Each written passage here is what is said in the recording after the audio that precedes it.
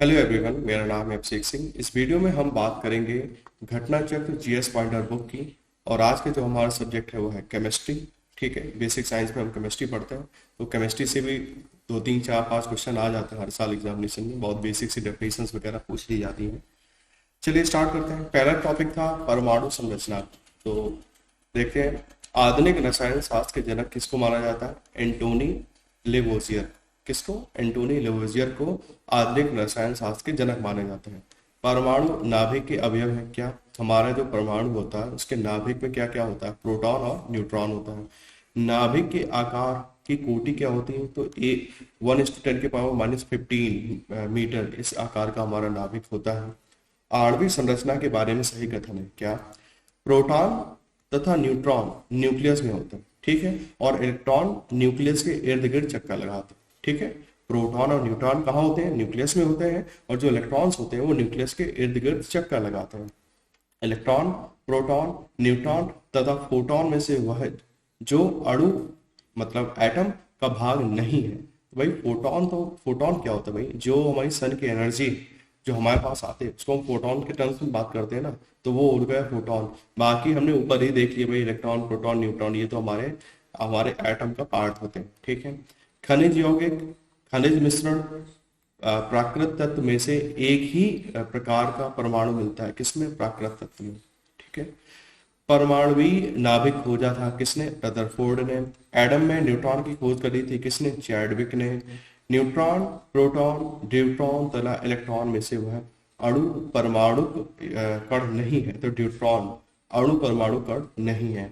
Electron, positron, proton, neutron, photon, electron और neutron neutrino में से एक कण प्रतिकण युग्म है। कौन सा कण है और उसका प्रतिकण युग्म है? तो इलेक्ट्रॉन और पॉजिट्रॉन एक कण और प्रतिकण युग्म है। न्यूट्रॉन, प्रोटॉन, पाई मेसॉन तथा क्वार्क में से मूलभूत कण कौन सा है? तो क्वार्क एक मूलभूत कण है। अल्फा कण के दो धन आवेश होते हैं। इसका द्रव्यमान लगभग बराबर होता है किसके? हीलियम के एक परमाणु के नाभिक के बराबर। ठीक है, अल्फा कण के दो धन आवेश होते हैं। इसका द्रव्यमान किसके बराबर होता है? हीलियम के एक परमाणु के नाभिक के बराबर होता है। हीलियम के नाभिक में क्या क्या होता है? दो प्रोटॉन पाए जाते हैं और दो न्यूट्रॉन पाए जाते हैं। अल्फा किरण, अल्फा कण, बीटा कण और गामा किरण में से ऋणात्मक आवेश किसका होता है? तो भाई अल्फा पॉजिटिव होता है, अल्फा कण पॉजिटिव होता है, बीटा कण हमारा निगेटिव होता है। गामा किरण और अल्फा किरण की तो हम बात ही नहीं करेंगे, यहाँ पे कण की बात करेंगे। तो बीटा कण हमारा ऋणात्मक आवेश होता है इसमें। ठीक है, आगे बढ़ते हैं। जीरो मास, न्यूट्रिनो का मास कितना होता है? जीरो मास होता है। ठीक है, अभी लैब बनाने जा रहे थे हम, अभी बनी नहीं, लेकिन इंडिया बनाएगा न्यूट्रिनो के रिसर्च के लिए। तो क्वार्क, क्वार्क क्या है? एक आंशिक आवेश होता है क्वार्क में। ठीक है, फ्रैक्शनल चार्जेस होते हैं केवल। पॉजिट्रॉन की बात करी जाए तो इसमें आंशिक प्रकरण होता है। ठीक है, फ्रैक्शनल स्पिन होता है पॉजिट्रॉन में। आगे बात कर रहे हैं फोनॉन। फोनॉन क्या होता है? इसमें इंटीग्रल स्पिन होता है, पूर्णांक प्रचक्रण होता है इसमें। फोनॉन में क्या होता है? इंटीग्रल इंटीग्रल स्पिन होता है। परमाणु में कक्षों को भरने की क्रम निर्धारित आफ का सिद्धांत अभी बचपन में तो पढ़ा ही है, मतलब मेरे ख्याल से हाई स्कूल में ही था अपनी केमिस्ट्री वाली बुक में, कि जो परमाणु को भरने 1s2 2s2 2p6 है ऐसे करके ना था, 3s2, फिर आगे चल के वो पूरी चलता चला जाता था। मतलब बोर्ड के एग्जाम में तो सब नहीं करा है, तो वो कैसे, उसका जो नियम था उसको क्या बोलते थे? उसको बोला जाता था आफ सिद्धांत। रासायनिक तत्व के अणु के संदर्भ में चुंबकीय क्वांटम संख्या का संबंध किससे? अभिविन्यास से। आगे बढ़ते हैं। एक तत्व में इलेक्ट्रॉनों और न्यूट्रॉनों की संख्या कितनी है? इलेक्ट्रॉन और न्यूट्रॉन की संख्या है 18 और 20। तो द्रव्यमान कितना हो जाएगा? दोनों को जोड़ तो 38 हो जाएगा। ठीक है, इलेक्ट्रॉन और न्यूट्रॉन जोड़े जाते हैं यदि हमें द्रव्यमान निकालना होता है। जिस तत्व के परमाणु में दो प्रोटॉन है, दो न्यूट्रॉन है, दो इलेक्ट्रॉन है, ठीक है, तो उस इसमें भी द्रव्यमान पूछा गया, तो हमें क्या जोड़ना होता है? न्यूट्रॉन और इलेक्ट्रॉन जोड़ने होते हैं। इलेक्ट्रॉन दो है और न्यूट्रॉन भी दो है, दो दो चार, चार हो गया हमारा। परमाणु जिसमें प्रोटॉनों की संख्या समान है, परमाणु जिसमें प्रोटॉन समान होते हैं किंतु न्यूट्रॉनों की संख्या भिन्न भिन्न रहती है, क्या बोलते हैं इनको? आइसोटोप्स बोलते हैं। क्या बोलते हैं? आइसोटोप्स बोलते हैं। समस्थानिक होते हैं किसी एक ही तत्व के परमाणु जिनका परमाणु भार भिन्न है। परमाणु भार तो भिन्न है, परंतु परमाणु क्रमांक समान होता है। ठीक है, आगे बढ़ते हैं। किसी परमाणु नाभिक का आइसोटोप वह नाभिक है जिसमें प्रोटॉनों की संख्या वही होती है परंतु न्यूट्रॉनों की संख्या भिन्न भिन्न होती है। सम न्यूट्रॉनिक समूह कौन कौन से हैं? तो 6C14, 7N15 और 8O ऑक्सीजन 16। तो देखो 14 में 6 गया 8, 15 में 7 गया 8, 16 में से 8 गया 8, तो ये सब क्या हो गया? न्यूट्रॉन्स, हमारे सम न्यूट्रॉनिक समूह हो गया। ठीक है, रेडियो एक्टिविटी मापी जाती है गाइगर काउंटर से। किससे? गाइगर काउंटर से। रेडियो एक्टिविटी का आविष्कार किसने करा? बैकरल ने करा। किसने? बैकरल। अब बात करते हैं रासायनिक एवं भौतिक परिवर्तन, विलयन आदि। धातु, अधातु, गैस तथा उपधातु में से जो एक तत्व नहीं है, तो गैस एक तत्व नहीं है। भौतिक परिवर्तन का उदाहरण क्या? पानी में चीनी का घुलना, ये क्या दर्शाता है? एक भौतिक परिवर्तन दर्शाता है। जल का वाष्प में परिवर्तन कहलाता है भौतिक परिवर्तन। रासायनिक परिवर्तन का उदाहरण क्या है? सब्जियों को पकाने पर उसका मुलायम हो जाना, ये क्या है? एक रासायनिक परिवर्तन का उदाहरण है। संक्षारण के उदाहरण क्या है? सिल्वर पर काले रंग की परत बनना। संक्षारण मतलब कोरोजन। ठीक है, कोरोजन के क्या एग्जाम्पल्स दिए गए हैं? सिल्वर पर ब्लैक रंग की परत बन जाती है। तांबे का यदि आपके घर में गिलास हो तो वो हरे रंग की उसमें एक परत सी बन जाती है। और लोहे पर क्या? भूरे रंग की हमारी परत बन जाती है। वो क्या है? कोरोजन को दर्शाता है। ठीक है, रासायनिक परिवर्तन का उदाहरण क्या है? दुग्ध आस्कंदन एक रासायनिक परिवर्तन का उदाहरण। उच्चतर तापमानों पर रासायनिक अभिक्रिया तीव्रतर हो जाती है क्योंकि उच्चतर तापमानों पर आणविक गति और दूत्र हो जाती है। तो ठीक है, ये स्टेटमेंट, ये भी स्टेटमेंट, और ये इसको एक्सप्लेन करता है। जल अपघटन में ऊर्जा उत्पादन होती है ऊष्मा के रूप में। जल अपघटन में जो हीट निकलती, एनर्जी निकलती है, उसका वो ऊष्मा के रूप में निकलता है।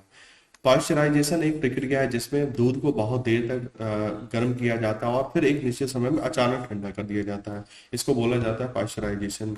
पाश्चीकरण संबंधित है दूध के निर्ज निर्जमीकरण। ठीक है, इसको बोला जाता है इंग्लिश में इसको बोलते हैं स्टरलाइजेशन। ठीक है, मतलब जब इंजेक्शन वगैरह लगाए जाते हैं तो सुई होती है, उसको भी स्टरलाइज करा जाता है। ठीक है, क्यों करा जाता है? ताकि कोई भी बैक्टीरिया या वायरस या अनवांटेड चीजें हमारी बॉडी में ना जाए। ठीक है, सही कथन है क्या? किसी जलीय विलयन का क्वथनांक शुद्ध जल के क्वथनांक से अधिक होता है। तो ठीक बात है ये।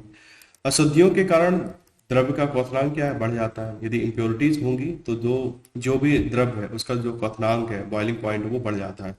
ऊंचाई की जगहों पर पानी 100 सेंटीग्रेड के नीचे के तापमान पर उबलता है। क्यों? क्योंकि वायुमंडलीय दाब कम हो जाता है अतः उबलने का बिंदु नीचे आ जाता है। इन कथनों पर विचार करिए। तो कथन ए क्या दिया है? नमक और बर्फ के मिश्रण से 0 डिग्री से नीचे का तापमान प्राप्त होता है क्योंकि नमक बर्फ के हिमांक को बढ़ा देता है। तो ये तो गलत है, लेकिन ये सही है। वह कोलाइडी तंत्र, वह कोलाइडल, आप क्या बोलना चाहिए? कोलाइडल सिस्टम जो कोहरे में अभिव्यक्त होता है। तो कोहरे में क्या है? गैस में द्रव है। ठीक है, गैस में द्रव है। फॉग क्या होता है? लिक्विड इन एयर, वो हमारा फॉग है। परासरण के प्रक्रम में विलायक सांद्र घोल से तनु घोल की ओर जाता है। प्रतिलोम परासरण में तनु घोल पर वाह दाब लगाया जाता है। दोनों स्टेटमेंट में कौन सा सही है? दोनों ही गलत है। ठीक है, नेक्स्ट बात करते हैं। क्रोमेटोग्राफी की तकनीक का प्रयोग होता है एक मिश्रण से पदार्थों को अलग करने में। ठोस कपूर से कपूर वाष्प बनाने की प्रक्रिया को कहते हैं ऊर्ध्वपातन। क्या बोलते हैं? ऊर्ध्वपातन। कपूर नैफ्थलीन शुष्क बर्फ के नमूने को हवा में खुला रखने पर कुछ समय पश्चात गायब ठोस पदार्थ का बिना तरलावस्था में आए ही सीधा ही वाष्प में परिवर्तन हो जाना, इस परिघटना को क्या कहते हैं? ऊर्ध्वपातन। क्या बोला जाता है इसको? ऊर्ध्वपातन। नेक्स्ट है उपचयनांक एवं तत्व। तो CaO में Ca का उपचयनांक कितना है? वो 2 है। NaAlH4 में Al का उपचयनांक कितना है? वो 3 है। MnO2, MnO2 में उपचयनांक कितना है, वो 4 है। और H2SO4 में S का उपचयनांक कितना है, वो 6 है। ठीक है। अकार्बनिक रसायन की बात करी जाए तो रासायनिक तत्वों की आवर्त सारणी में इलेक्ट्रॉनी बंधुता किसी एक वर्ग में सदैव सदैव ऊपर से नीचे की ओर बढ़ती है। ठीक है, ये स्टेटमेंट गलत है। बाकी आगे चलते हैं। पहला स्टेटमेंट गलत है, दूसरा अपने आप सही होगा, वरना क्वेश्चन ही नहीं बनता। किसी एक, खासकर ये ऐसा रीजन के लिए ही है, ठीक ना, बाकी किसी उसके लिए नहीं होता। किसी एक आवर्तक के अनुदिश आयतन विभव धीरे धीरे कम होता है। तत्वों के किसी एक वर्ग में जैसे जैसे परमाणु भार बढ़ता है, इलेक्ट्रॉन बंधुता कम हो जाती है। ये स्टेटमेंट सही है। ठीक है। किसी निर्दिष्ट आवर्तक में जैसे जैसे परमाणु संख्या घटती है तो विद्युत ऋणात्मकता कम होती है। ये तो गलत है मेरे ख्याल से। केवल दूसरा स्टेटमेंट ही सही था। तीसरे और चौथे तीसरे और चौथे समूह के ऑक्सीजन का समान गुणधर्म है, बेसिक और एसिडिक अर्थात उभयधर्मी। भू प्रॉपर्टी में सर्वाधिक पाया जाने वाला तत्व है ऑक्सीजन। भू प्रॉपर्टी पर द्रव्यमान प्रतिशत के रूप में सर्वाधिक मात्रा में पाया जाता है कौन, ऑक्सीजन। ऑक्सीजन के बाद सबसे अधिक मूलभूत मूल तत्व कौन है, सिलिकॉन है। विश्व में सर्वाधिक पाया जाने वाला तत्व कौन है, हाइड्रोजन। पृथ्वी पर वर्ष 2014 तक 118 तत्वों की पहचान की गई थी। रेत, हीरा, संगमरमर तथा शक्कर में से मूल तत्व कौन है, हीरा। यूनेस्को ने 1869 ईस्वी में प्रकाशित आवर्त सारणी को वर्ष पूरा होने पर 2019 में क्या करा, रासायनिक तत्वों की आवर्ती सारणी के अंतर्राष्ट्रीय वर्ष के रूप में बनाया गया। हीरे की खनिजी बनावट क्या है, एक ये कार्बन का बना होता है। ठीक है, कार्बन का बना होता है हमारा हीरा। धातुएं, खनिज, अयस्क, गुणधर्म और उपयोग। वह इलेक्ट्रॉनिक समरूपण जो धातु तत्वों के लिए होता है 2882। ठीक है। सोडियम, कैल्शियम, आयरन, पोटेशियम में से सबसे अधिक क्रियाशील धातु कौन सी, जो ये ऑप्शन दे रखे उसमें पोटेशियम सबसे क्रियाशील है। लिथियम एवं पारा, लिथियम एवं ऑस्मियम, और एल्यूमिनियम एवं ऑस्मियम, और एल्यूमिनियम एवं पारा धातु युग्मों में क्रमशः सबसे हल्की धातु और सबसे भारी धातु कौन है, तो हीलियम सबसे हल्की धातु है और ऑस्मियम ये सबसे भारी धातु है। सर्वाधिक कठोर तत्व कौन है, हीरा। सोना, लोहा, प्लैटिनम और टंगस्टन में कठोरतम वस्तु कौन है, platinum. Carborundum, tungsten, cast iron तथा नाइक्रोम में से वह पदार्थ जो बहुत कठोर और बहुत तन्य है वो है नाइक्रोम। सबसे भारी प्राकृतिक तत्व कौन सा, यूरेनियम। तांबा, यूरेनियम, एल्यूमिनियम तथा चांदी में से सबसे भारी धातु कौन है, यूरेनियम है। मोती की रासायनिक संरचना है कैल्शियम कार्बोनेट से बना होता है मोती हमारा। मोती के मुख्य अवयव क्या है, एरागोनाइट और कांची इओलिन, एरागोनाइट और कांची इओलिन। माणिक तथा नीलम रासायनिक रूप से जाने जाते हैं एल्यूमिनियम ऑक्साइड के रूप में। सोडियम धातु का संचयन केरोसिन में होता है क्योंकि सोडियम धातु वायु प्रभाव होने पर गल जाती है। तो देखो ये तो सही है कि सोडियम को हम किस में प्रिजर्व करके रखते हैं, केरोसिन में रखते हैं। आप सोडियम को, अब धातु के मतलब सोडियम धातु वायु प्रभाव में गल जाती है, ये तो स्टेटमेंट गलत है। ठीक है। आपने बचपन में क्लास 12th में एक्सपेरिमेंट तो करा ही होगा। आपको एक सोडियम इतना सॉफ्ट होता है ना, उसको चाकू से काट सकते हो और उसको जैसे ही पानी में डालोगे तो आग लग जाती है। हमारी लैब में किसी ने ये करके दिखाया। ठीक है। तो इसलिए थोड़ा सोडियम याद रहता है मुझे, क्योंकि उस दिन कांड हुआ था क्लास में, इसलिए मुझे याद रहता है कि सोडियम बहुत सॉफ्ट होता है। आप बिल्कुल मतलब कैंची से उसको काट सकते, कैंची क्या चाकू से भी आराम से काट सकते हो। ठीक। आजकल सड़क की रोशनी में पीले लैंप बहुआयत में प्रयुक्त हो रहे हैं। इन लैंपों पर उपयोग करते हैं सोडियम। सोडियम वाष्प लैंप प्रायः सड़क प्रकाश के लिए प्रयुक्त होते हैं क्योंकि इनका प्रकाश एक वर्णी है और पानी की बूंदों से गुजरने पर भी विभक्त नहीं होता है। आगे बात करते हैं। प्रदीप की नली में सर्वाधिक सामान प्रयोग होने वाली वस्तुएं हैं पारा, वाष्प तथा ऑर्गन। एल्यूमिनियम, सोना, क्रोमियम और जस्ता में से स्वतंत्र अवस्था में पाई जाती है सोना। सोना को घोला जा सकता है अल्म एक्वारेजिया। ठीक है। शुद्ध सोना होता है 24 कैरेट का। अति मुलायम खनिज टॉल सोप मुख्यतः है मैग्नीशियम सिलिकेट के बने होते हैं। चूना पत्थर का रासायनिक नाम क्या है, कैल्शियम कार्बोनेट। चूना पत्थर, कैल्शियम कार्बोनेट, इस टाइप के क्वेश्चन बड़े आते हैं यूपी में। चीनी मिट्टी कोरडम, जिप्सम तथा टैल्क में से हुआ है जिसमें कैल्शियम विद्यमान है, तो जिप्सम में कैल्शियम विद्यमान होता है। प्लास्टर ऑफ पेरिस का रासायनिक रूप क्या है, वो है calcium sulphate. Plaster of Paris का सूत्र क्या है, CaSO4 डॉट हाफ H2O। ठीक है, CaSO4 डॉट हाफ H2O, ये हमारा प्लास्टर ऑफ पेरिस का सूत्र होता है। डॉक्टर, कलाकार, मूत्रिकार कैल्शियम सल्फेट का उपयोग करते हैं, जिस लोकप्रिय नाम से इसको बोलते हैं plaster of Paris. Plaster of Paris बना होता है जिप्सम का। मोनाजाइट अयस्क है, मोनाजाइट अयस्क है किसका, थोरियम का। माइका है ऊष्मा का चालक तथा विद्युत का कुचालक। ठीक है, हीट का तो कंडक्टर है, लेकिन विद्युत का मतलब कि बैड कंडक्टर है। गुड कंडक्टर तो हीट का गुड कंडक्टर, और इलेक्ट्रिसिटी का बैड कंडक्टर है। लोहा और इस्पात, खिलौने, ग्लास और कुम्हारी तथा वैद्युत में से वह उद्योग जिसमें अभ्रक कच्चे माल के रूप में प्रयोग होता है। तो वैद्युत के लिए जो हमारा अभ्रक होता है वो कच्चे माल के रूप में प्रयोग किया जाता है। पारा, पानी, ईथर और बेंजीन द्रवों में से जो ऊष्मा का बहुत अच्छा चालक है, तो पारा एक बहुत अच्छा चालक है, इसीलिए तो हम थर्मोमीटर में डाल रहे हैं। जल, पारा, बेंजीन, चमड़ा में से ऊष्मा का सर्वाधिक उत्तम चालक कौन है, पारा है। सीसा, पारा, निकल और तीन धातु में समानता ताप पर समानता ताप पर द्रव है, समान ताप पे भी द्रव है, कौन, पारा है। ठीक है, पारे का समानतया ताप ताप मापी यंत्रों में प्रयोग किया जाता है, क्योंकि इसकी विशेषता यह है उच्च संचालन शक्ति। आयरन, लेड, मैग्नीशियम, एल्यूमिनियम में से वह जो जल के साथ बिल्कुल अभिक्रिया नहीं करते हैं। तो लेड जल के साथ बिल्कुल भी अभिक्रिया नहीं करता। जब कोई प्रतिक्रिया नहीं होती है, जब भाप गुजरती है, तो तांबे के ऊपर से लोहा प्राप्त किया जाता है हेमेटाइट के द्वारा। ठीक है, और होगी उसकी सूची और सूची 2। ऊष्मा और विद्युत का सर्वोच्च संचालक, तो चांदी ऊष्मा और विद्युत का दोनों का गुड कंडक्टर है। सबसे अधिक मात्रा में पाई जाने वाले धातु कौन है, एल्यूमिनियम है। सबसे अधिक लचीली तथा पीठ का बढ़ाए जाने वाले धातु कौन है, वो गोल्ड है, स्वर्ण है। ऊष्मा का न्यूनतम संचालक कौन है, सीसा। हीरा, चांदी, ग्रेफाइट तथा लकड़ी में से विद्युत चालकता सर्वाधिक किसकी है। तो इन जो ऑप्शंस में दे रहे हैं इसमें चांदी की विद्युत चालकता सबसे ज्यादा है। एल्यूमिनियम, सीमेंट, उर्वरक तथा फेरो मैग्नीज में से वह उद्योग जो बॉक्साइट को मुख्य कच्चा माल के रूप में प्रयोग करता है। एल्यूमिनियम इंडस्ट्री में हमको बॉक्साइट एज अ और यूज करते हैं। सही कथन है, कैल्शियम कार्बोनेट दंत पेस्ट का अवयव। कैल्शियम कार्बोनेट हमारा जो टूथपेस्ट होता है उसका एक अवयव होता है। पेट्रोलियम भंजन, प्रगलन, ताम्र, हाइड्रोजनीकरण से खाद बसा, और वल्कनाइजेशन से रबड़। एल्यूमिनियम बनाने के लिए प्रयोग होती है किसका, बॉक्साइट का। लोहा, तांबा, एल्यूमिनियम तथा चांदी में से वह धातु जिसे प्राप्त करने के लिए बॉक्साइट अयस्क की जरूरत है, तो एल्यूमिनियम है।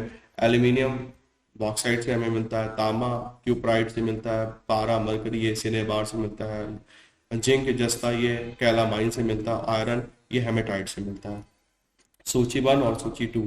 हीरा कार्बन से बना होता है। संगमरमर, कैल्शियम, बालू जो है सिलिकॉन्स की है, और मार्क मतलब रूबी वगैरह ये एल्यूमिनियम ऑक्साइड से बने होते हैं। एल्यूमिनियम, सोडियम, मैग्नीशियम और मैग्नीज में से जल से हल्का होता है सोडियम। ठीक है, बहुत लाइट होता है, मैंने बताया था। सोडियम आराम से इसको काट सकते हो चाकू से। इस्पात, पारा तथा सोना का वह घनत्व के अवरोही क्रम में सही अनुक्रम है क्या, पहले सोना का वेट ज्यादा है पारा से, और पारा का ज्यादा है इस्पात से।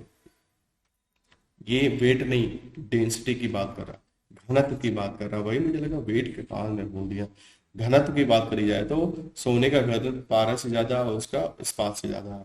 मिश्र धातुएं की बात करी जाए तो स्टील, पीतल, ब्रॉन्ज और तांबा में से मिश्र धातु नहीं है, तो तांबा एक मिश्र धातु नहीं है। जस्तेदार लोहे में जल्दी जंग नहीं लगता, क्योंकि अयस असद असद में उपचयन क्षमता होती है। तो ये स्टेटमेंट सही है, दूसरा भी स्टेटमेंट सही है, दोनों इसको एक्सप्लेन भी कर रहे हैं। जस्तेदार लोहे की चादरें जंग से बचती हैं, क्योंकि उसमें विद्यमान होती है यसद मतलब जस्ता। गैल्वनीकृत लोहे पर लेप होता है किसका, जस्ते का। एल्यूमिनियम पृष्ठ प्राय एनोडीकृत होते हैं, इसका अर्थ है उस पर एल्यूमिनियम ऑक्साइड की परत का निक्षेपण होता है। वह धातु जिससे बनाई मिश्र धातु को हवाई जहाज तथा रेल के डिब्बे में पुर्जों के काम में बनाया जाता है। तो एल्यूमिनियम को मतलब लाइट वेट होता है, इसलिए जो भी हमारा आयरन है उसके साथ एलॉयज बना के हर जगह इसको आज के डेट में रिप्लेस करा जाता है। पारद धातु मिश्रण है किसका? पारद युक्त मिश्र धातु होती है। जस्ता, तांबा, मैग्नीशियम, लोहा धातु में से अमलगम नहीं होता है, तो लोहा अमलगम नहीं है। जस्ता तांबा, तांबा तिन, पारा जस्ता और सीसा जस्ता मिश्र धातुओं में से अमलगम कहते हैं किसको? पारा और जस्ता को अमलगम कहते हैं। टाका एक मिश्र धातु है किसकी? टिन और शीशे की। टिन और शीशे की। कांसा मिश्र धातु है किसकी? तांबा और टिन की। सूची 1 और सूची 2, German silver, nickel, solder, tin use करते हैं। ब्लीचिंग पाउडर क्लोरीन होता है, हाइपो में सोडियम होता है। जर्मन सिल्वर में चांदी का प्रतिशत कितना होता है? 0%, बस उसका नाम है इसलिए पूछा भी जाता है। तांबा, एल्यूमिनियम, जस्ता, निकल में से वह तत्व जो जर्मन सिल्वर में उपस्थित नहीं होता, तो एल्यूमिनियम उपस्थित नहीं होता है। तांबे के मिश्र धातुओं को जोड़ा जाता है पीतल, ब्रास एवं कांसा ब्रॉन्ज। पीतल, कांसा, जर्मन सिल्वर तथा गन मेटल में तांबे की मात्रा अधिकतम होती है किसमें? कांसे में। वह धातु जो पीतल, कांस तथा जर्मन सिल्वर इन सभी पर उभय घटक के रूप में विद्यमान है, तो वह तांबा। पीतल मिश्र धातु है किसकी? तांबा और जस्ता की। पीतल, तांबा तथा जस्ते की मिश्र धातु है, ठीक है। मैग्नेटाइट एल्यूमिनियम का सबसे अधिक महत्वपूर्ण अयस्क है, तो गलत है। पारदित सम्मिश्रित में से पदार्थ जिसमें पारा अनिवार्य सम्मिलित होता है। फोटोग्राफी में पोटेशियम नाइट्रेट प्रयुक्त होने वाले एक अनिवार्य, ये तो गलत है, ये सही है, तो 1 और 3 सही है और बाकी दोनों स्टेटमेंट गलत है। पीतल का रंग हवा में फीका पड़ता है क्योंकि हाइड्रोजन सल्फाइड की उपस्थिति के कारण। ताम संदूषण से बचने के लिए पीतल के बर्तनों पर सामान्यतः परत चढ़ाई जाती है किसकी? रागे की, टिन की। मिश्र धातु में जिस पदार्थ के संयोग से निष्कलंक इस्पात स्टेनलेस स्टील अचुंबकीय हो जाता है, वह है निकेल। स्टील की कठोरता प्रदान करने के लिए बढ़ाई जाती है कार्बन की मात्रा। जैसे जैसे आपको स्टील बढ़ाना है, कार्बन की जो अमाउंट है उसको इंक्रीज कर दो, तो आपकी स्टील कठोर हो जाती है। लेकिन जितनी ज्यादा कठोर हो जाएगा उतना ब्रिटल भी हो जाता है मटेरियल फिर। वह तत्व जो लोहे के साथ मिश्रित होने पर इस्पात बनाता है, जो उच्च ताप का प्रतिरोध कर सकता है और जिसमें उच्च कठोरता तथा अपघर्षण प्रतिरोधकता होती है, वह है क्रोमियम। जंग रहित लोहा बनाने में प्रयुक्त होने वाली मिश्र धातु है क्रोमियम। स्टील से स्टेनलेस स्टील बनाने के लिए उसमें कुछ तत्वों को मिलाकर उसे और अधिक संशोधित किया जाता है। वह तत्व जो उस कार्य के लिए प्रयुक्त नहीं किया जाता है, वह है सिलिकॉन। धब्बा रहित लोहा बनाने में लोहे के साथ प्रयुक्त होने वाली महत्वपूर्ण धातु है क्रोमियम। स्टेनलेस स्टील में से धातु है लोहे की, क्रोमियम की, मैग्नीस एवं कार्बन की। क्रोमियम, निकेल, तांबा, टिन, जिंक में से वह जो स्टेनलेस स्टील बनाने के लिए लोहे में मिलाया जाता है, वह क्रोमियम और निकेल। स्टील में होता है, स्टील में लगभग 0.1 से 2% कार्बन होता है, ठीक है। जंग लगने पर लोहे का भार बढ़ता है, ये बहुत पूछा जाता है। जब जंग लगती है लोहे पे उसका वेट बढ़ जाता है। साधारणतः यह देखा गया है कि लोहे की वस्तुएं जब वायुमंडल में अनाश्रित होती हैं तब वे भूरे पाउडर की परत से आच्छादित हो जाती हैं, जिसको जंग कहते हैं। क्योंकि जंग अर्थात भूरा पाउडरी पदार्थ टैनिन के जमा होने से बनता है, तो ये गलत है। ऑक्साइड्स से अधातुएं, कार्बन और उनके भिन्न रूप। हाइड्रोजन, कार्बन, नाइट्रोजन, ऑक्सीजन तत्वों में से सर्वाधिक यौगिक कौन बनाता है? भाई कार्बन, पूरी, ठीक है। कार्बनिक रसायन हम पढ़ते हैं इसीलिए क्योंकि कार्बन इतना एक्टिव है। हीरा, ग्रेफाइट, कोयला में से कार्बन है, सभी के सभी ये कार्बन के ही कोई ना कोई फॉर्म है। केवलर, लेक्सान, ग्राफीन, स्पाइडर सिल्क में से केवल कार्बन से बना हुआ है कौन? ग्राफीन, केवल कार्बन। हीरा, ग्रेफाइट, ऑक्सोकार्बन तथा फुलरीन्स में से कार्बन का अपर रूप नहीं है, तो ऑक्सोकार्बन से कार्बन का अपर रूप नहीं है। पेंसिल का लेड क्या होता है? ग्रेफाइट का बना होता है। कार्बन के तीसरे अपरूपी की खोज 3 वैज्ञानिकों की टीम के द्वारा की गई थी, जिसमें रसायन शास्त्र के नोबेल प्राइज से सम्मानित भी किया गया था। उस टीम में कौन कौन था? Robert F Curl, sir Harold W Kroto तथा रिचर्ड डे स्मॉले। बकमिंस्टर फ्लोरीन कार्बन यौगिक का वह रूप है जिसमें 60 कार्बन की पूरा वो बना रहता है। यदि देखा हो डायग्राम बना रहता है बुक्स में, 60 कार्बन आपके पूरे जुड़े रहते हैं, फुटबॉल जैसा दिखता है। तो बकमिंस्टर फ्लोरीन क्या है? कार्बन यौगिक का एक रूप जिसमें 60 कार्बन परमाणु का एक गुच्छ होता है जो परस्पर पंचभुट या षटभुट बने बहुफलकी सूखी बर्फ ठोस कार्बन डाइऑक्साइड के चलते बनती है। सेवन कीटनाशक है। टेफ्लॉन क्या है? फ्लोरीन युक्त एक बहुलक है। फ्लोरीन क्या है? कार्बन का एक अपर रूप है। ठीक है, आगे बढ़ते हैं। हीरा, ग्रेफाइट का कोयला तथा बालू में से कार्बन नहीं है। बालू में कार्बन नहीं है। लिग्नाइट, टिन, चांदी तथा लोहे में से कार्बन मिलता है। किसमें? लिग्नाइट में हमें मिलता है। कोयले के बिटुमिनस कोयला, लिग्नाइट, पीट तथा एंथ्रासाइट प्रकारों में से वह है जिसमें शेष प्रकारों की अपेक्षा अधिक प्रतिशत कार्बन अंश होता है। तो एंथ्रासाइट में सबसे ज्यादा होता है। कार्बन की मात्रा अधिकतम होती है ढलवा लोहे में। हीरा, क्वार्ट्ज, गंधक तथा ग्रेफाइट में से रवा क्रिस्टल नहीं है, गंधक। कांच पर उत्कीर्ण किया या खरोंचा जा सकता है। हीरे से, हाइड्रोफ्लोरिक अम्ल से, एक्वारेजिया से या सांद्र सल्फ्यूरिक एसिड से। तो हीरे से करा जा सकता है और हाइड्रोफ्लोरिक अम्ल से करा जा सकता है, बाकी से नहीं किया जा सकता। हीरे की बिक्री में भार की इकाई कैरेट होती है। एक कैरेट बराबर होता है 200 मिलीग्राम के बराबर। ब्लैक गोल्ड, फुलरीन, ग्रेफीन तथा केवलार तथा उनकी पहली बार प्रयोगशाला में संश्लेषण करके कालानुक्रम व्यवस्थित किए। तो सबसे पहले केवलार खोजा गया था 1964 में, फिर फ्लोरीन 1985 में, ग्राफीन 2004 और ब्लैक गोल्ड 2019 में। ठीक है, ग्रेफीन के संदर्भ में सही कथन बताना है। कौन सा सही कथन है? वह एक द्विआयामी पदार्थ है और उसकी विद्युत चालकता उत्तम है। तो ये स्टेटमेंट सही है। वह अब तक जांचे गए सभी तनु किंतु सबसे शक्तिशाली पदार्थों में से एक है। ये भी सही है। वह पूर्णतया सिलिकॉन से बना होता है। तो ये गलत है। उसका टच स्क्रीन, एलसीडी और कार्बनिक एलईडी के लिए चालक इलेक्ट्रोड के रूप में इस्तेमाल किया जा सकता है। तो ये स्टेटमेंट सही है। अब बात करते हैं जर्मन सिल्वर, पीतल, स्टील तथा ग्रेफीन में से महत्वपूर्ण सबसे मजबूत क्या होता है? सबसे मजबूत इन सब ऑप्शंस में ग्रेफीन है। कैल्शियम सल्फेट की उपस्थिति जल को कठोर बना देती है एवं वह पीने योग्य नहीं होता। ये बात तो सही है। हीरा तांबा व लोहे से कठोर है। ये भी ठीक है। वायु का मुख्य घटक ऑक्सीजन है भैया, नाइट्रोजन है। नाइट्रोजन वनस्पति घी के निर्माण में प्रयुक्त होता है। ये भी गलत है। क्या होता है? हाइड्रोजन यूज करते हैं। भारी मशीनों के उपयोग के स्नेहक है ग्रेफाइट। शुष्क बर्फ कहते हैं ठोस कार्बन डाइऑक्साइड को। सल्फर, सिलीनियम, ब्रोमीन तथा फास्फोरस अधातुओं में से वह एक जो विद्युत का मंद चालक नहीं है, तो वह है सिलीनियम। हाइड्रोजन और उसके यौगिक।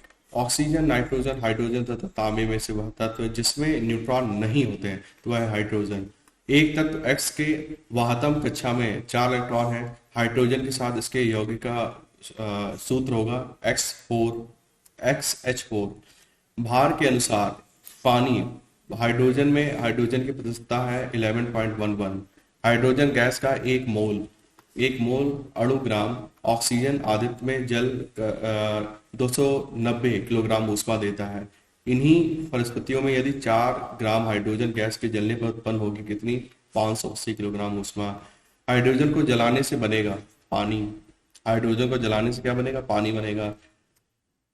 मिट्टी का तेल, हाइड्रोजन, कोयला तथा डीजल ईंधनों में से न्यूनतम वायु प्रदूषक कौन है? तो हाइड्रोजन न्यूनतम है। ठीक है। भारी जल एक प्रकार का क्या है? शीतलक है और मंदक है। कूलेंट है और आपका मंदक भी है। भारी जल का रासायनिक फार्मूला है D2O। न्यूक्लियस रिएक्टरों में विमंदक तथा प्रशीतक दोनों की तरह प्रयोग होने वाला पदार्थ है कौन? भारी जल। गुरु जल क्या होता है? ऑक्सीजन प्लस हैवी हाइड्रोजन से बना हुआ गुरु जल बोलते हैं उसको। भारी पानी वह पानी होता है जिसमें हाइड्रोजन का स्थान आइसोटोप ले लेता है। हैवी वाटर में हाइड्रोजन के स्थान पर ड्यूटेरियम होता है। भारी पानी की खोज HC उरे ने करी थी।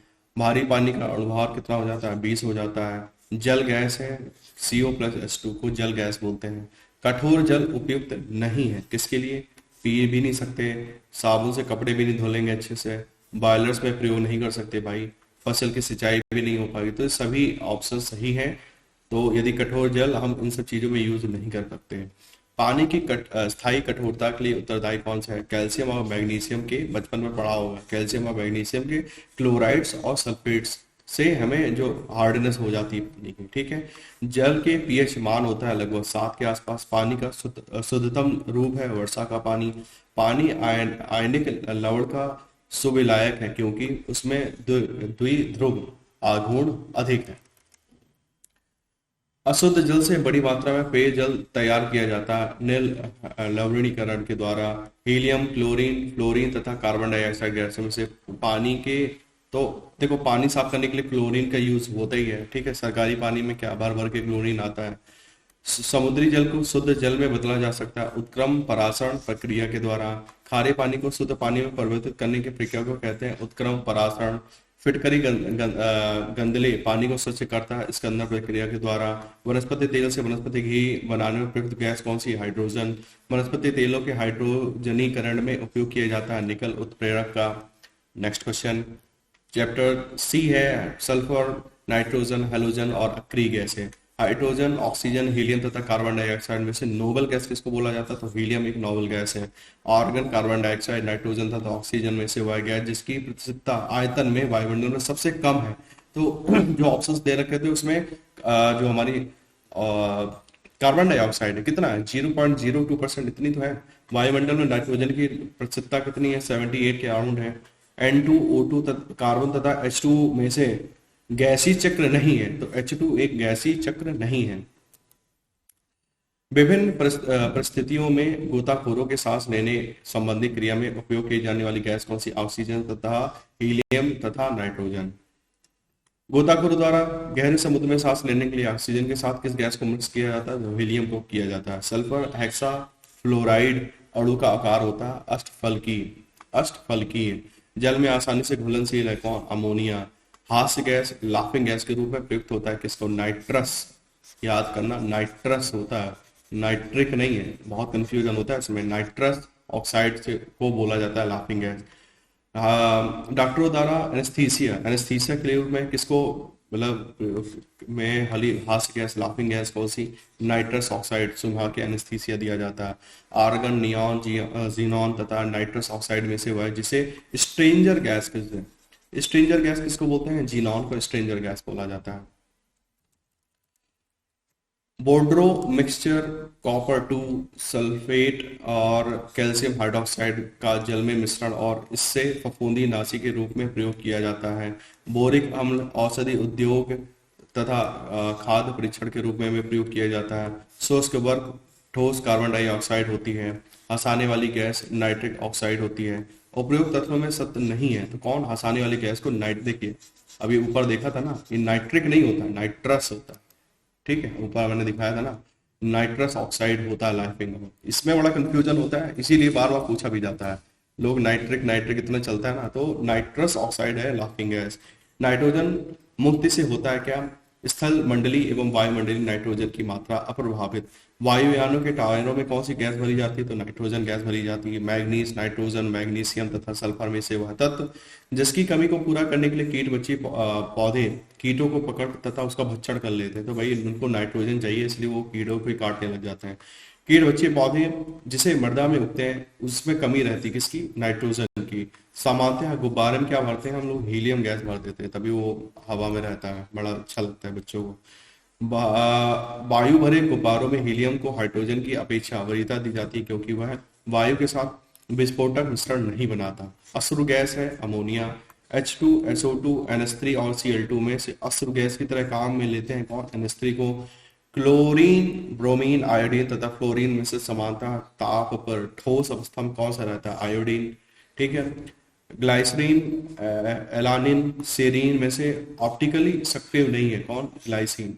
हेलोजनों में से सबसे अधिक अभिक्रियाशील है फ्लोरीन। वह हेलोजन जिसका उपयोग पीला हरी की तरह किया जाता है वो ब्रोमीन है। हाइड्रोजन, ऑक्सीजन, ब्रोमीन तथा आयोडीन में से वह तत्व जो द्रव के रूप में पाया जाता है वह ब्रोमीन।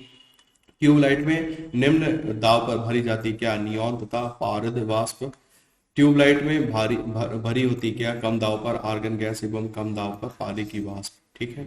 अम्ल, क्षार तथा लवण। एंटासिड क्या होते हैं भाई? एंटासिड बेस होते हैं, ठीक है। उदासीन, विलयन तथा अशुद्ध जल, मतलब शुद्ध जल का पीएच कितना होता है? लगभग 7 के होता है। अम्लीय विलयन का संभवतः पीएच मान होता है। यदि एसिड है तो 7 से कम होगा, बेस है तो 7 से ज्यादा होगा, न्यूट्रल है तो 7 होता है। स्वर्णकारों के द्वारा प्रयोग में आने वाला एक्वारेजिया बनाया जाता है किसे? नाइट्रिक अम्ल और हाइड्रोक्लोरिक एसिड के मिक्सचर से बनता है। पीएच एक मूल्यांक दर्शाता है किसी घोल के अम्लीय या क्षारीय होने का मूल्यांकन है। ठीक है, एक विलय लाल लिटमस को नीला कर देता है, उसका पीएच मान कितना होगा? 7 से अधिक। 1 बिलियन यदि हमारा लाल लिटमस पेपर को नीला कर देता है तो उसको बोलते हैं, उसमें अम्ल होगा। ठीक है, 7 से अधिक होगा। जैसे हम लोगों ने बचपन में एक फंडा ऐसे पढ़ा था, अनिल। ठीक है, अनिल करके रट्टा मारा था। आ का मतलब होता है अम्ल, नी क्या होता है?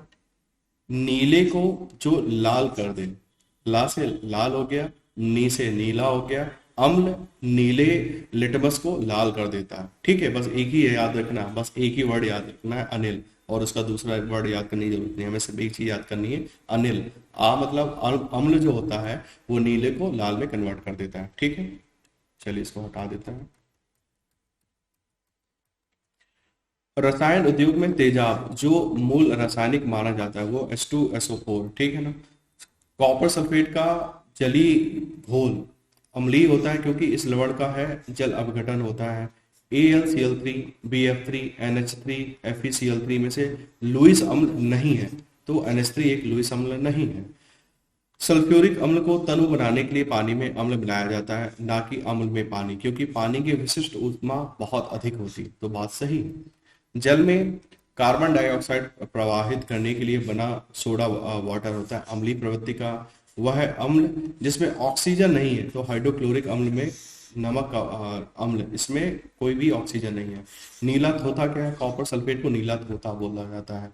एक अज्ञात गैस जल में शीघ्रता से घुल जाती है, गैस युक्त जलीय घोल में लाल लिटमस को नीला कर देती है। यह गैस हाइड्रोजन क्लोराइड के साथ सफेद धूम्र भी देती है। यह गैस का नाम क्या है? तो ये अमोनिया गैस के बारे में बात चल रही थी।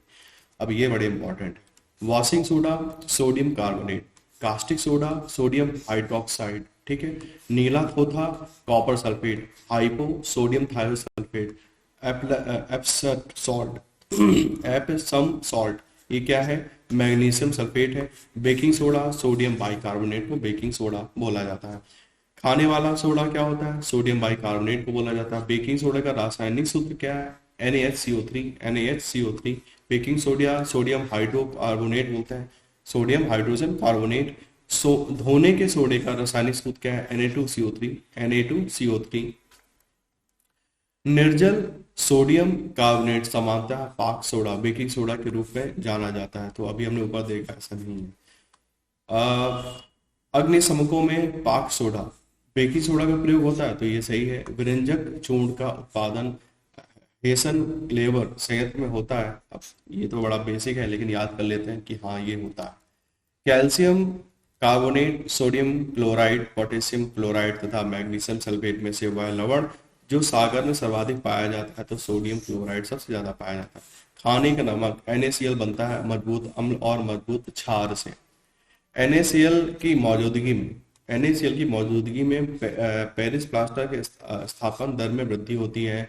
सीमेंट में जिप्सम का योग उसके स्थापन दर को मंद करने के लिए किया जाता है। सभी क्षारीय मृदा धातु जलायोजित लवण उत्पन्न करते हैं। बेरियम तथा स्ट्रेंशियम प्रकृति में मुक्त रूप में पाए जाते हैं। तो इसमें कौन सा स्टेटमेंट सही नहीं है?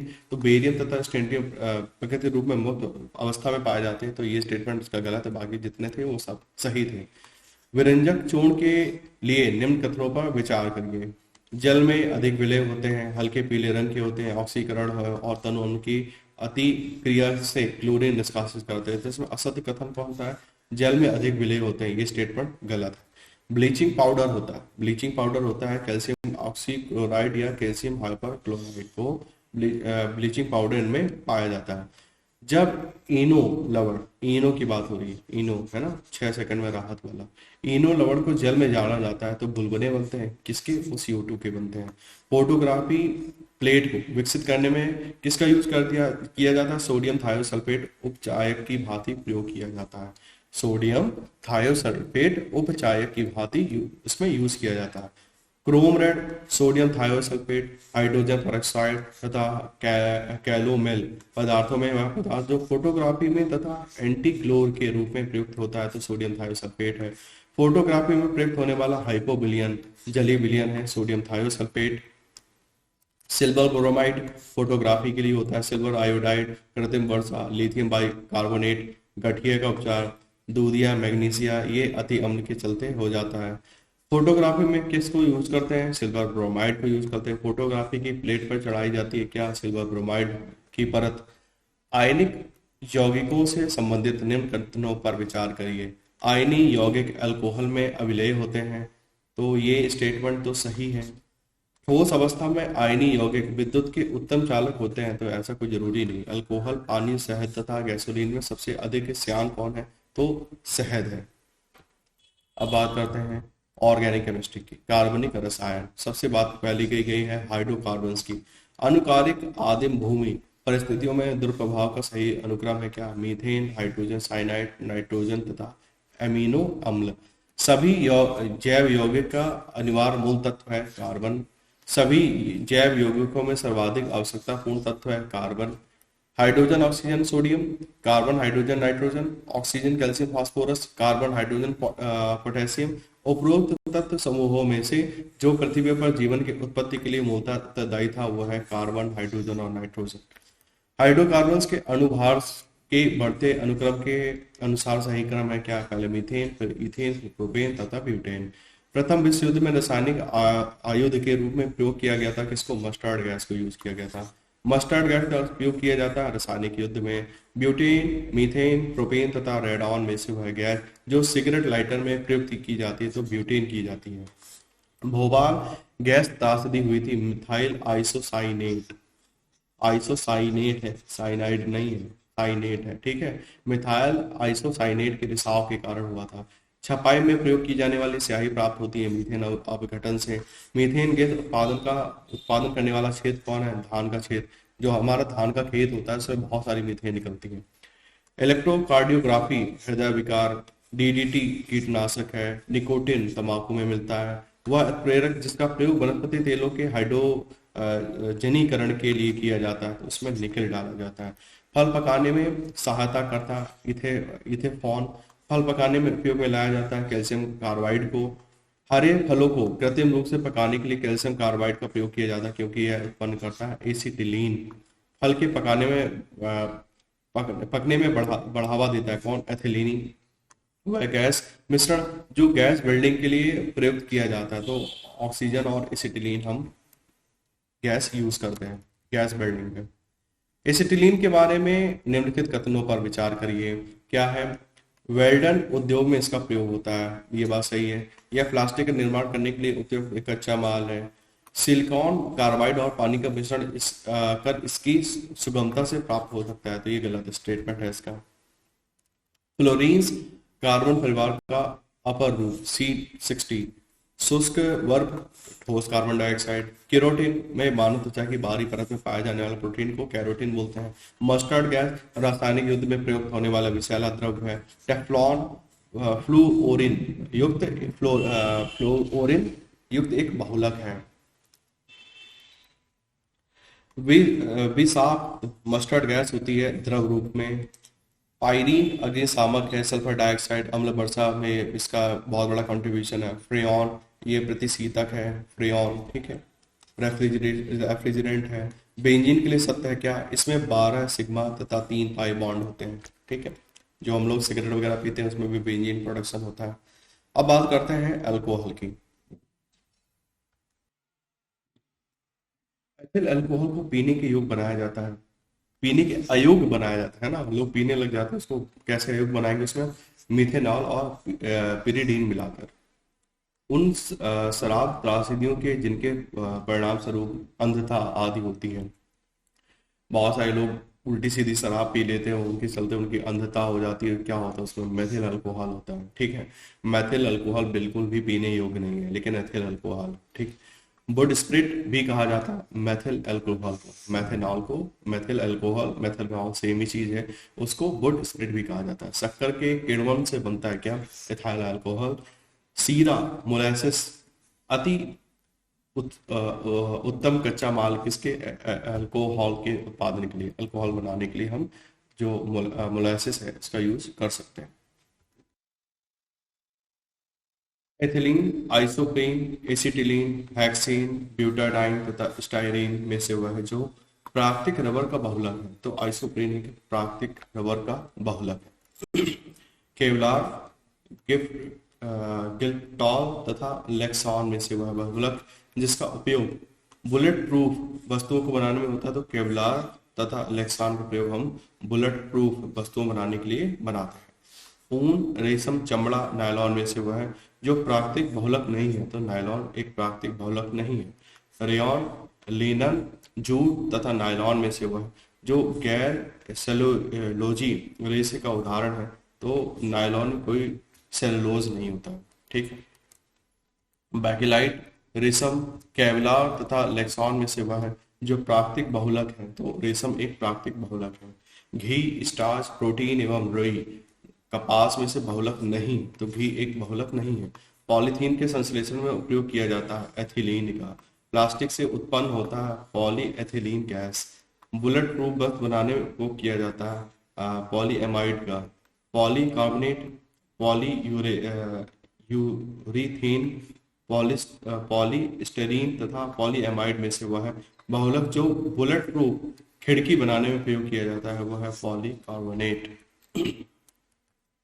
बुलेट प्रूफ जैकेट के निर्माण में प्रयुक्त बहुलक पदार्थ होता है केवलार, रेशेदार कांच, गन मेटल, सीसा तथा लैमिनेटेड कांच में से बुलेट प्रूफ जैकेट बनाने में किसका प्रयोग किया जाता है, लैमिनेटेड कांच का।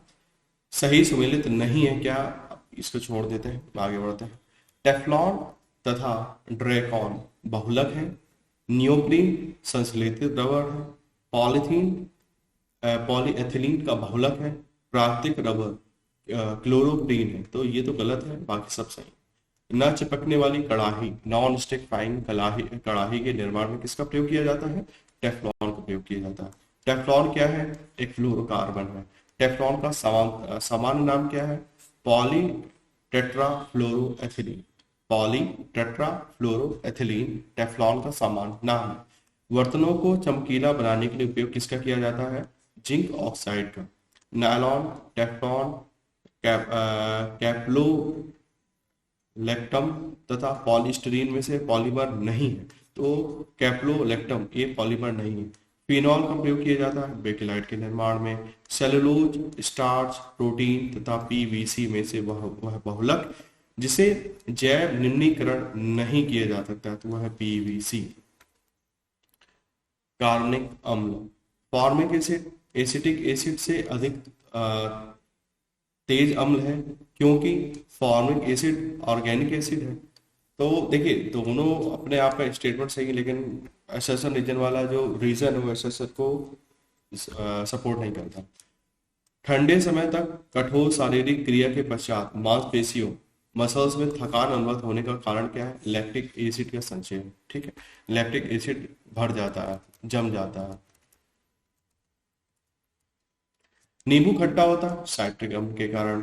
लैक्टिक अम्ल दूध, एसिटिक अम्ल सिरका, साइट्रिक अम्ल नींबू में होता है और ब्यूटारिक अम्ल होता है दुर्गंध युक्त मक्खन में। एस्कॉर्बिक एसिड नींबू से मिलता है, माल्टोस माल्ट से, लैक्टिक अम्ल दही में और फॉर्मिक अम्ल ये लाल चींटी से मिलता है। अचार में हम डालते हैं एसिटिक एसिड, खट्टे दूध में हमें लैक्टिक एसिड मिलता है, सेब में होता है मैलिक अम्ल और शीतल पेय एवं सोडा वाटर में कार्बोनिक अम्ल होता है। अंगूर में प्रचुर मात्रा में पाया जाने वाला ऑर्गेनिक अम्ल है टार्टेरिक अम्ल। ठीक है, अंगूर, इमली तथा केला में प्रचुर मात्रा में विद्यमान रहता है टार्टेरिक अम्ल। फोटोग्राफी में प्रयोग किया जाता है ऑक्सैलिक अम्ल का। बेकिंग पाउडर के निर्माण में प्रयोग करते हैं टार्टेरिक अम्ल का। सिरका एक जली घोल है एसिटिक अम्ल का।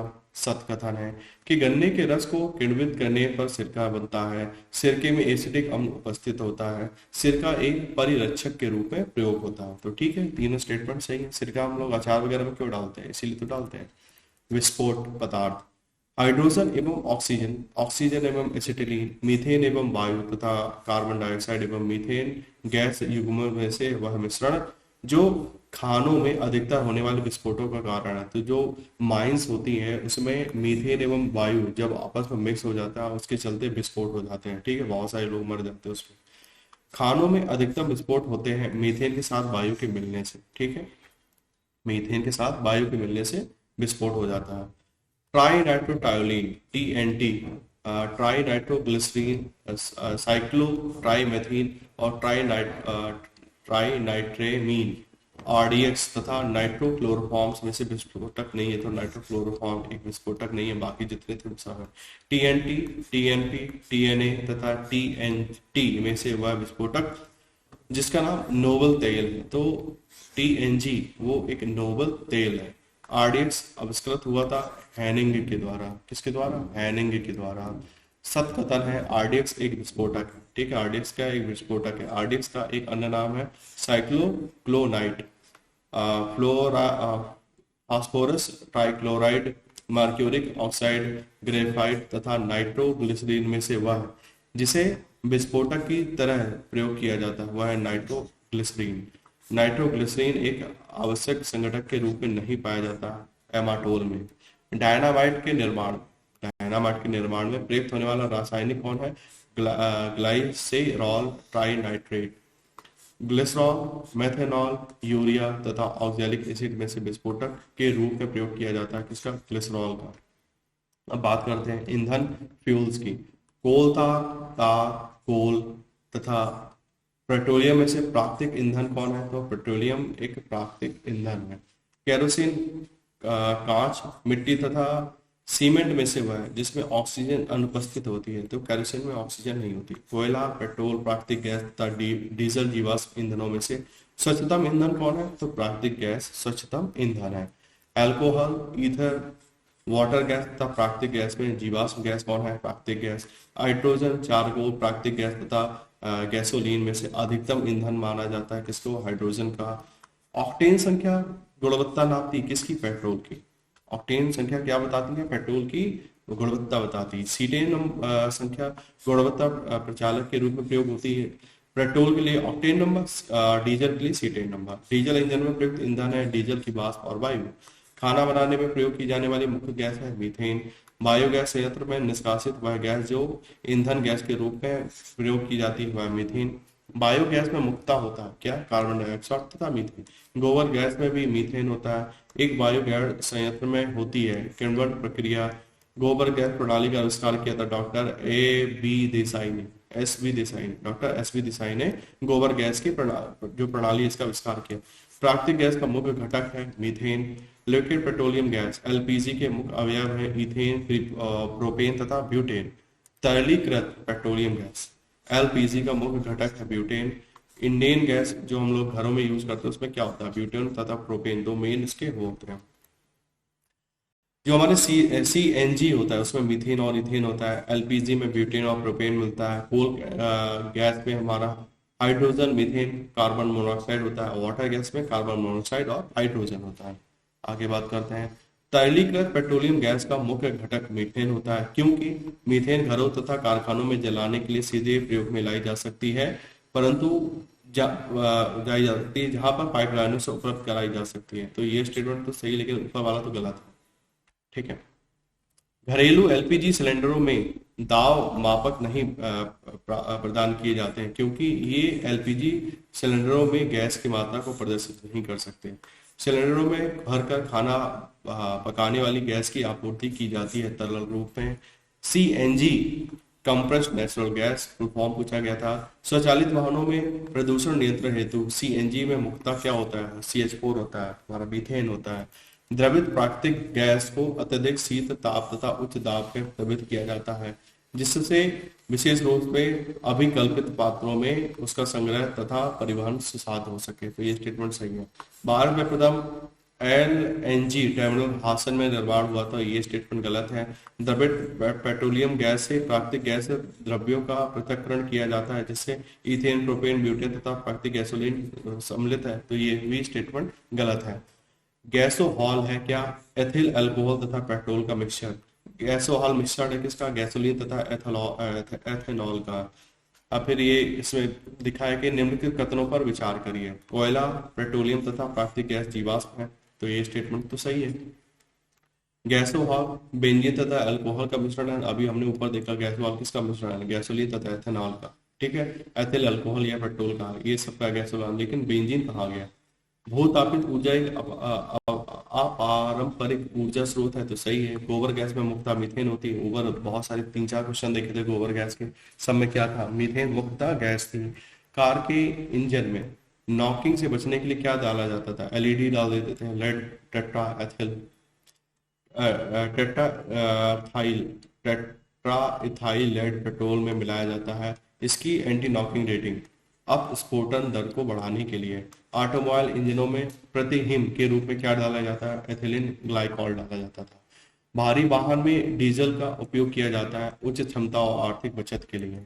आगे बात करते हैं, मोटर कारों के अपेक्षा नए मॉडलों की निम्नलिखित विशेषताओं पर विचार डालिए।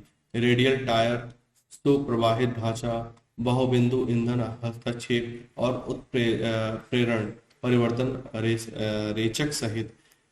निम्नलिखित में से वह विशेषताएं जो मोटर कारों की अपेक्षा नए मॉडलों में अधिक ईंधन दक्ष बनाती है, तो 1, 3 और 4 वो प्रॉपर्टीज हैं जो मॉडलों को अधिक ईंधन दक्ष बनाती है, ठीक है।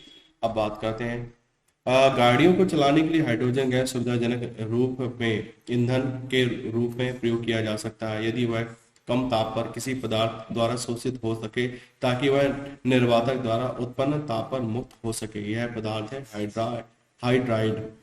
खाद्य संरक्षण, पोषण तथा औषधि, खाने की वस्तुओं को परिरक्षण में प्रयोग किया जाता है सोडियम बेंजोएट का, ठीक है। फलों के रस को सुरक्षित रखने के लिए क्या डालते हैं हम, सोडियम बेंजोएट डाल देते हैं। सोडियम कार्बोनेट, एसिटिलीन, बेंजोइक अम्ल तथा सोडियम क्लोराइड में से खाद्य पदार्थों में परिरक्षण हेतु क्या डाला जाता है, बेंजोइक अम्ल डाला जाता है। सोडियम क्लोराइड, पोटेशियम परमैंगनेट तथा ब्लीचिंग पाउडर में से वह जो शाकनाशक का उदाहरण है, तो सोडियम क्लोराइड एक शाकनाशक है। प्रशीतन खाद्य परिरक्षण में मदद करता है जैव रासायनिक अभिक्रियाओं की दर कम करके। नियॉन, ऑक्सीजन तथा फ्रेऑन में से वह सामान्य प्रशीतक जिसको घरेलू प्रशीतकों में, मतलब जो हमारे घर में रेफ्रिजरेटर होता है उसमें रेफ्रिजरेंट किसका यूज है, तो फ्रेऑन एक रेफ्रिजरेंट है, ये यूज किया जाता है। कच्ची चीनी को रंग विहीन करने हेतु जिस चारकोल का प्रयोग किया जाता है वह है एनिमल चारकोल। शहद का प्रमुख घटक क्या है, फ्रक्टोज, ठीक है, फल शर्करा। बाजार में बिकने वाली एस्प्रेसफ्रेम कृत्रिम मधुरक है। यह अमीनो अम्ल से बना होता है, अन्य अमीनो अम्लों के साथ ही कैलोरी प्रदान करता है। फिर भी यह भोज्य पदार्थों में कम कैलोरी मधुरक के रूप में प्रयोग किया जाता है। उसके इस इस्तेमाल का आधार है कि एस्पेरटम सामान्य चीनी से कई गुना अधिक मीठा होता है, अतः थोड़े से एस्पेरटम से बने भोज्य पदार्थ ऑक्सीकृत होने पर कम कैलोरी प्रदान करते हैं। एस्पिरिन मिलती है हमें किससे, एक पेड़ से। एस्पिरिन है एंटीपायरेटिक, शांतिकारक औषधि के रूप में प्रयोग होता है पोटेशियम ब्रोमाइड का। रक्त के हीमोग्लोबिन के साथ अनुक्रमणी संश्लिष्ट बनाता है कौन, कार्बन मोनोऑक्साइड। दूध उदाहरण है क्या, इमल्सन का। दूध का एक रूप होमोजीनाइज किया जाता है, इसके वसा कणों को सेंट्राफ्यूज की सहायता से सूच आकार में बदलकर खुले में कुछ देर रखा दूध खट्टा हो जाता है क्योंकि इलेक्ट्रिक अम्ल के कारण। वह अम्ल जो दूध से दही बनने के दौरान बनता है तो वो लैक्टिक एसिड बनता है। प्राचीन काल में दही जमाने की प्रक्रिया में जिस जीव की आवश्यकता होती थी वह है जीवाणु, आज भी वही है। लौंग में पाया जाने वाला सारभूत तेल है यूजीनॉल, ठीक है। जेली बनाने हेतु सर्वाधिक उपयुक्त फल कौन सा है, अमरूद। कार्बनिक खाद हमारे लिए बेहतर माने जाते हैं क्योंकि वे बिना कृत्रिम खादों एवं कीटनाशकों के उपयोग किए जा सकते हैं। अपमार्जक, वनस्पति तेल, मोबिल तेल, कैरोसिन तेल तथा कटिंग तेल में से साबुन बनाने में किसका प्रयोग किया जाता है, वनस्पति तेल का प्रयोग किया जाता है। अपमार्जक मतलब डिटर्जेंट है क्या, शोधन अभिकर्ता। साबुन ग्रीस को हटाता है पायसीकरण के द्वारा। अपमार्जक मैले कपड़ों से सरलता पूर्वक तेल एवं गर्द निकाल देते हैं क्योंकि अपमार्जक जल का प्रस्थ तनाव बढ़ा देता है। तो पहला स्टेटमेंट सही है लेकिन दूसरा तो गलत है। कृत्रिम प्रक्षालय कठोर जल में अधिक झाग बना सकते हैं क्योंकि कृत्रिम प्रक्षालय कठोर जल के साथ कैल्शियम और मैग्नीशियम के घुलनशील लवण बनाते हैं। तो स्टेटमेंट 1 और 2 दोनों सही है और रीजन उसको एक्सप्लेन भी कर रहा है। कपड़े धोने के चूर्ण में अपमार्जक में सोडियम सल्फेट तथा सोडियम सिलिकेट इसलिए मिश्रित किए जाते हैं ताकि चूर्ण शुष्क रहे और चूर्ण की क्षारीयता बनी रहे। तो दोनों में से स्टेटमेंट दोनों ही सही है। अब बात करते हैं उर्वरक फर्टिलाइजर्स की। पौधों की फास्फोरस आवश्यकताओं की पूर्ति के लिए रासायनिक उर्वरक आवश्यक है क्योंकि 1 मीट्रिक टन जैव खाद मुश्किल से 2 से 3 किलो फास्फोरस को आपूर्ति करती है। तो ये भी सही है, ये भी सही है और इसको ये एक्सप्लेन भी करता है। गेहूं की खेती के लिए उपयोग करेंगे नाइट्रोजन उर्वरक का तत्व जो उर्वरक में नहीं पाए जाते हैं हाइड्रोजन, पादप, पोषण तत्व एवं कार, नत्रजन वृद्धि एवं विकास के लिए, फास्फोरस जड़ का विकास के लिए, पोटेशियम स्टेमोटा के खुलने व बंद होने का नियंत्रण करने के लिए, और बोरॉन रोग प्रतिरोधकता को कार्य करता है। ठीक है, वह उर्वरक जो मृदा में सर्वाधिक अम्ल छोड़ता है वो है अमोनियम सल्फेट। यूरिया में नाइट्रोजन का परसेंट कितना होता है 47%। यूरिया है एक नाइट्रोजन युक्त कार्बनिक औषधि। यूरिया में नाइट्रोजन पाया जाता है अमाइड के रूप में। कृषि में नाइट्रोजनी उर्वरकों के अत्यधिक अनुपयुक्त प्रयोग के प्रभावों के संबंध में निम्नलिखित कथनों पर विचार करिए। नाइट्रोजन यौगिकरण सूक्ष्म जीवों नाइट्रोजन फिक्सिंग माइक्रो ऑर्गेनिजम्स की मिट्टी में फ्लोरिफिकेशन हो सकता है। मिट्टी की अम्लता में बढ़ोतरी हो सकती है। भौम जल ग्राउंड वाटर में नाइट्रेट का लीचिंग हो सकती है। तो दूसरा स्टेटमेंट तीसरा स्टेटमेंट सही है, पहला गलत है। Ammonium sulphate, urea, di ammonium phosphate तथा अमोनियम क्लोराइड में से वह उर्वरक जो 20 डिग्री सेंटीग्रेड पर जल में अपेक्षाकृत अधिक घुलनशील है तो वह यूरिया है। जिस रूप में पौधे नाइट्रोजन प्राप्त करते हैं वह है नाइट्रेट। किस रूप में पौधे नाइट्रोजन लेते हैं? नाइट्रेट के फॉर्म में। यूरिया उर्वरक के उत्पादन में प्रयोग किया जाता है किसका? कार्बन डाइऑक्साइड तथा अमोनिया का। भारत सरकार कृषि में नीम आलेपित यूरिया, नीम कोटेड यूरिया के उपयोग को प्रोत्साहित कर रही क्योंकि नीम लेप मृदा में यूरिया के घुलने की दर को धीमा कर देगा। डीएपी में फास्फोरस P2O5 तथा नाइट्रोजन N पाई जाती है। 18% नाइट्रोजन और 46% P2O5 पाया जाता है। मिश्रित उर्वरक है NPK। Urea, sodium sulphate, super phosphate तथा पोटेशियम नाइट्रेट में से रासायनिक उर्वरक नहीं है। कौन? सोडियम फास्फेट एक रासायनिक उर्वरक नहीं है। फसलों में पर्णी छिड़काव के लिए सबसे उपयुक्त कौन है? यूरिया। ह्यूमस उदाहरण है किसका? जैविक कोलाइड्स का। जैविक कोलाइड्स का ह्यूमस एक उदाहरण है। हरी खाद के लिए सबसे उपयुक्त फसल है सुनई। सही सुमेलित है क्या? नील हरित धान, राइजोबियम ल्यूमिनीसेरम ये मटर से, और एजोबैक्टर ये गेहूं। लाल शैवाल, भूरा शैवाल, हरा शैवाल और नीला हरा शैवाल में से जैविक नाइट्रोजन निर्धारण से संबंधित है नीला हरा शैवाल। अब बात कुछ है विविध की, तो ये लास्ट चैप्टर है। ओजोन जल के सूक्ष्म जीवों को मार देती है क्योंकि ओजोन रेडियो एक्टिव नहीं होती है। तो ये तो गलत है, ये सही है।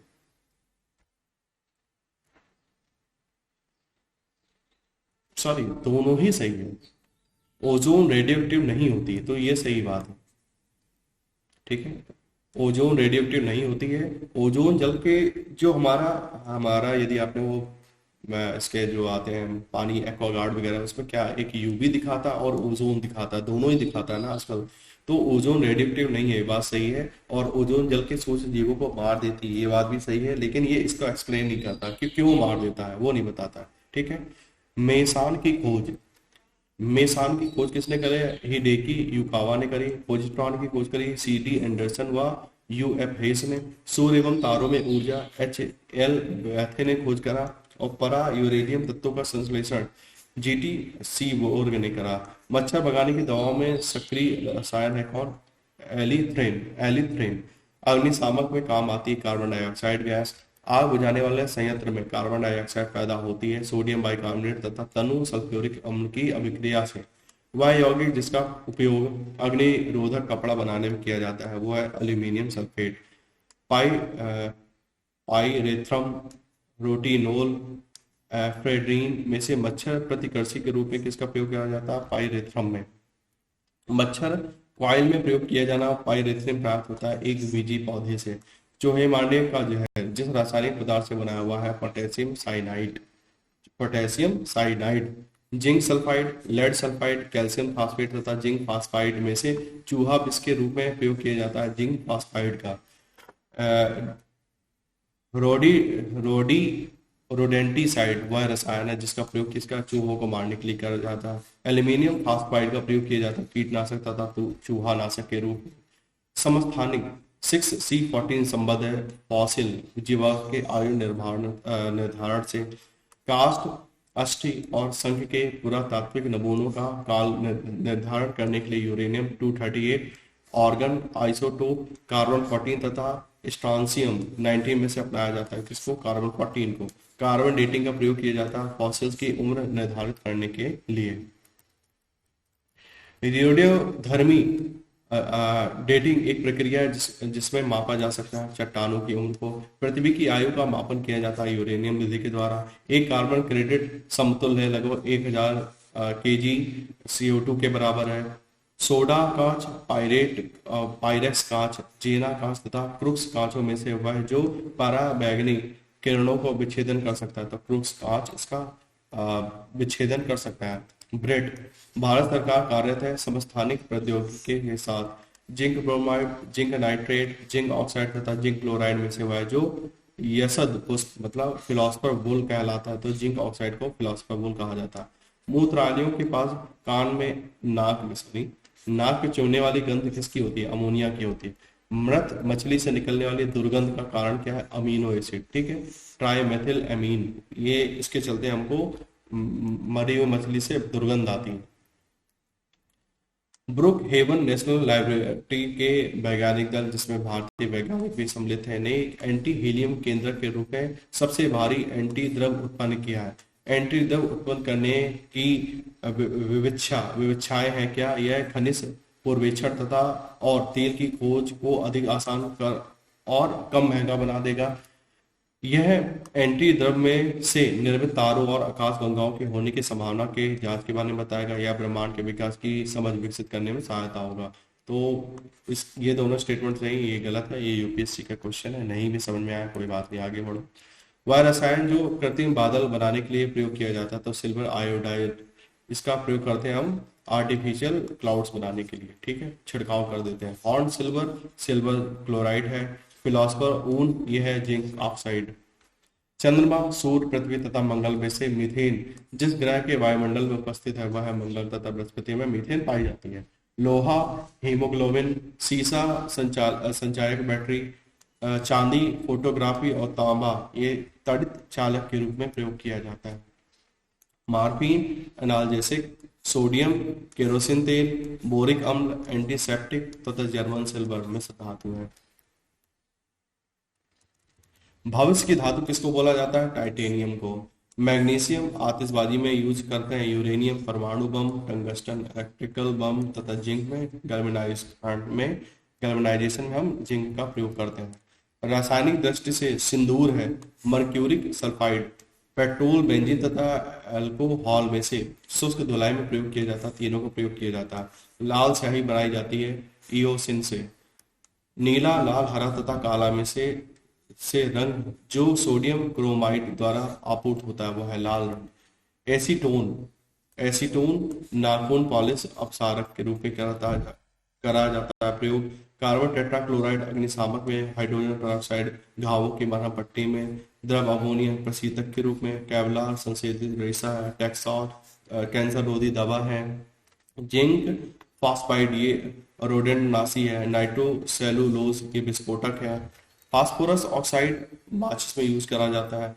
मैग्नीज डाइऑक्साइड ये शुष्क सेल में यूज करा जाता है। सल्फ्यूरिक एसिड संचायक सेल में। और यूरेनियम परमाणु बम में यूज किया जाता है। माचिस बनाने में प्रयोग किया जाता है फास्फोरस का। दिया सलाई के निर्माण में प्रयोग किया जाता है लाल फास्फेट का। जो हमारी माचिस होती है उसका आगे वाला जो हेड होता है वो रेड कलर का होता है, वो क्या है? वो रेड फास्फोरस ही तो है। वह तत्व जिसको वायु तथा अंधेरे में रखा जाता है तो स्वतः दीप्त हो जाता है, तो वह है श्वेत phosphorus. Carbon nano tube CNTs बनाई जाती है सुपीमो आई आई आईजी मान से, सुमियो आईजी मान से। भारत में निम्न ताप उष्मीकरण उष्मी विलय विलयवणीकरण सिद्धांत पर आधारित प्रतिदिन 1 लाख लीटर अवयव जल उत्पादन के लिए प्रथम विलवणीकरण संयंत्र प्रारंभ किया गया था कवर रत्ती में। भारत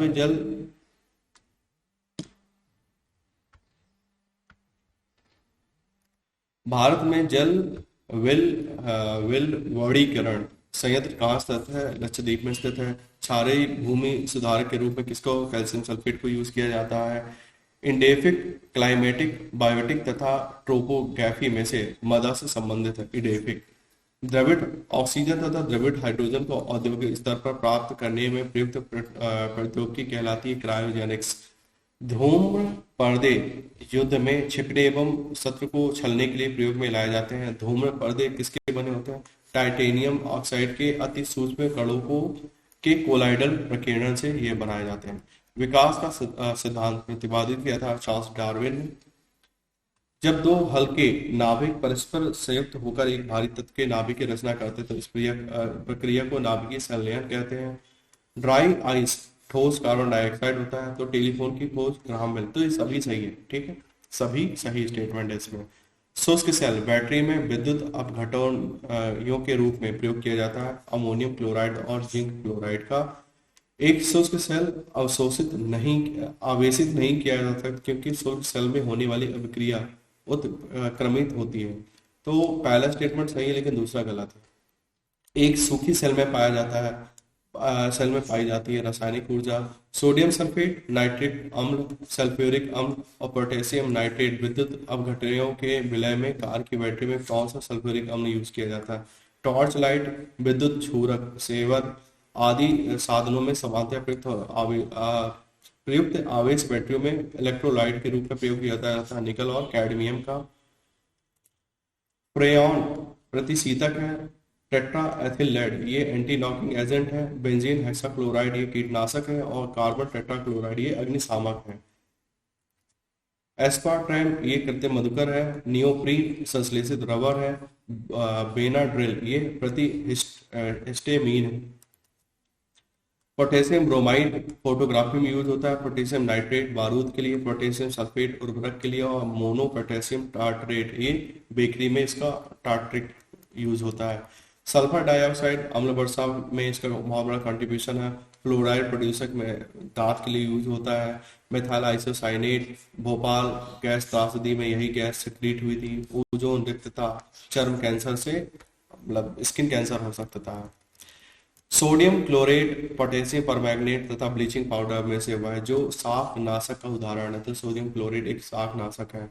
फेनिल का प्रयोग एक घरेलू रोगाणुनाशी के रूप में होता है क्योंकि फेनिल एक फिनॉल व्याप्त तथा फिनॉल एक प्रभावी रोगाणुनाशी है। तो दोनों स्टेटमेंट सही है और इसको ये एक्सप्लेन भी कर रहा है।